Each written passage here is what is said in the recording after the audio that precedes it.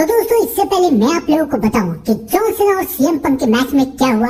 सबसे पहले मैं आप लोगों को नाइट ऑफ चैंपियंस के सारे मैचेस के रिजल्ट बता देता हूं। नाइट ऑफ चैंपियंस का पहला मैच हुआ रैंडी ऑर्टन वर्सेस कॉडी के बीच में और ये मैच हो रहा था किंग ऑफ द रिंग के लिए। इस मैच में जो जीतेगा वो किंग ऑफ द रिंग तो बनेगा ही बनेगा और साथ ही साथ समर स्लैम में उसको टाइटल का मौका मिलेगा जॉन सीना के साथ। रैंडी ऑर्टन को अपने करियर में बहुत पहले से बैक की इश्यू थी, लेकिन इस मैच में रैंडी ऑर्टन के बैक में चोट लग गई और ऐसा लग रहा था कि कॉडियोस इस बात का फायदा उठा के रैंडी ऑर्टन को ये मैच आसानी तरीके से हरा देंगे। कॉडियोस रैंडी ऑर्टन के ऊपर कोई रहम नहीं कर रहे थे। ऐसा लग रहा था कि कॉडियोस को किसी भी तरीके से इस मैच को जीतना है और डब्ल्यूडब्ल्यूई फैंस को भी ये नजर आ रहा था, इसलिए डब्ल्यूडब्ल्यूई फैंस रैंडी ऑर्टन का सपोर्ट कर रहे थे। इस मैच में रैंडी ऑर्टन ने कॉडियोस को पहला आरकेओ लगाया, लेकिन जैसा कि हम सब जानते थे कि एक आरकेओ से तो कॉडियोस जाने वाले हैं नहीं। इस मैच में एक ऐसा मौका भी आया जब रैंडी ऑर्टन कॉडियोस को बंद कर सकते थे, लेकिन रैंडी ऑर्टन को ये याद था कि कॉडियोस उनके दोस्त है, इसलिए उन्होंने उन्हें पंट नहीं किया।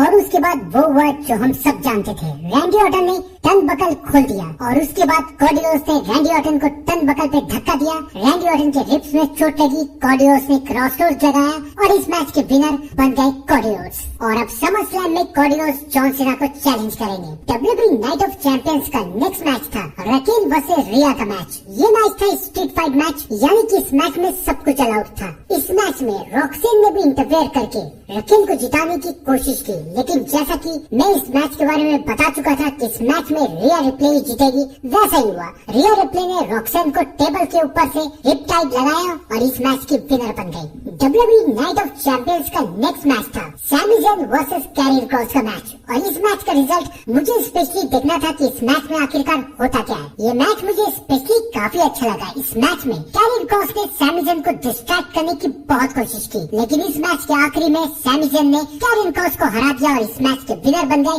Sami Zayn. लेकिन इन दोनों की कहानी और दुश्मनी यहाँ पर खत्म नहीं हुई है, यहाँ से आगे जरूर जाएगी, याद रखिएगा। डब्ल्यूडब्ल्यूई नाइट ऑफ चैंपियंस का नेक्स्ट मैच था सोलो सिक्वा वर्सेस जेकब फाटू का मैच और ये मैच हो रहा था यूनाइटेड स्टेट टाइटल के लिए। मैच शुरू होने से पहले ही सोलो सिक्वा ने जेकब फाटू के ऊपर अटैक कर दिया, ये सोच के कि शायद वो जेकब फाटू को कमजोर कर देंगे, लेकिन जैसा कि हम लोग जानते थे कि पूरे मैच में सोलो सिक्वा जेकब फाटू के सामने टिक नहीं पा रहे थे।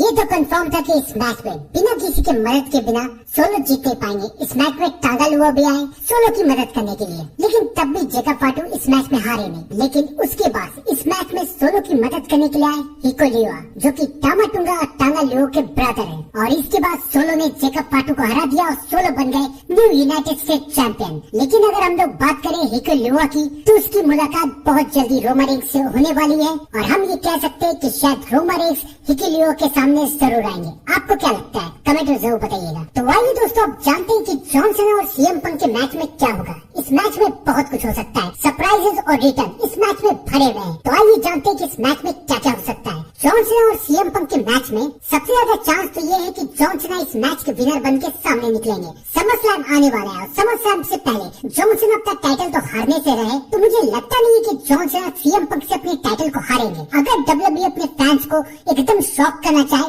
एकदम सरप्राइज करना चाहे, या फिर जॉन सीना की किसी मूवी के डेट सामने आ गए और जॉन सीना को जाना है, तो फिर ऐसा हो सकता है कि जॉन सीना अपने टाइटल को ड्रॉप कर दे। लेकिन ये टाइटल तब भी सीएम पंक के पास जाए, इस बात के चांसेस बहुत कम है। मुझे लगता है कि अगर जॉन सीना अपने टाइटल को ड्रॉप भी करेंगे तो ये टाइटल जाएगा सेथ फ्रीकिंग रॉलिंग्स के ऊपर। इस मैच में सबसे ज्यादा चांस ये है कि सेथ फ्रीकिंग रॉलिंग्स अपना money in the bank cash in करने के लिए इस मैच में आएंगे और उसके बाद सेथ रॉलिंग्स अपना मनी इन द बैंक इस मैच में कैश इन करने की कोशिश करेंगे। ये भी हो सकता है कि शायद सेथ रॉलिंग्स अपना money in the bank cash in करके न्यू चैंपियन बन जाए, लेकिन इसके चांस भी थोड़े कम है। सेथ रॉलिंग्स को अगर न्यू चैंपियन बनाना ही होगा तो समर स्लैम में बनाया जाएगा। नाइट ऑफ चैंपियंस में कोई हिसाब नहीं है, लेकिन सेथ रॉलिंग्स कैश इन करने की कोशिश जरूर करेंगे और सेथ रॉलिंग्स की इस कोशिश को अनसक्सेसफुल करने के लिए वहाँ पर बहुत कोई आ सकते हैं, जैसे कि रोमन रेंस। अब वक्त आ चुका है कि रोमन रेंस डब्ल्यूडब्ल्यूई में रिटर्न आ जाए और रोमन रेंस रिटर्न आएंगे तो रोमन रेंस किसको टारगेट करेंगे? जाहिर सी बात है, सेथ रॉलिंग्स और उनकी टीम को।